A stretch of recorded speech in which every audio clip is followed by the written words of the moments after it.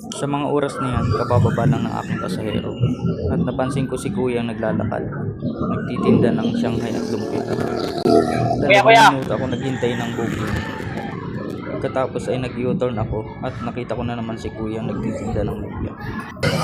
Kaya agad akong bumaba para bumili ng kanyang paninda.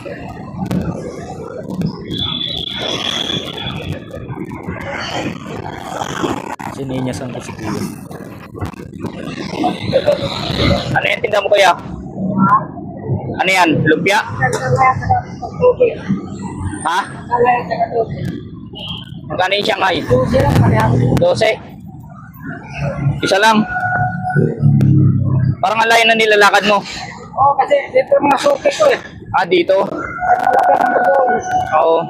Kasi pagsasakay ako, walang bibili ka ano. Oo. Ay, paglakad-lakad baka may bumili ano. Isa lang.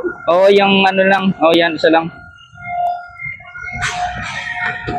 Kasi pagsasakay, may bibili. Pero ano, pipagay Oo. ko marami. Ay, yung suka. Okay lang bayaran ko 100 na isa. Tulong ko na sa iyo. Dagdag mo sa kita mo. Okay na po. Oo.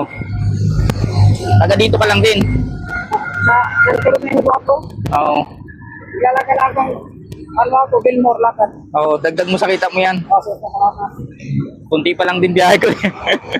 Sige. Ingat kuya.